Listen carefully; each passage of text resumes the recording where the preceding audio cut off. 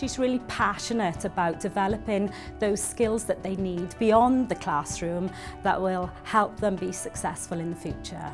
This year we had an astonishing 10 learners gain places in Oxford or Cambridge. I came here from Ukraine, that's why this entire process is completely new for me, and Emma has supported me throughout the process. As a lecturer, she leads by example. She's unbelievably humble and down to earth and an inspiration to all.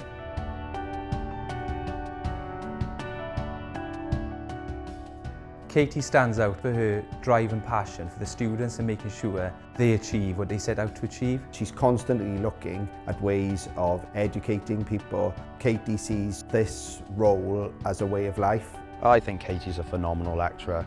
Like, the passion she has is something else. And a lot of our students don't come from farming backgrounds, but she engages them and they see the possibilities that farming and agriculture offers them. She does so much in the farming community. I strive to be like it.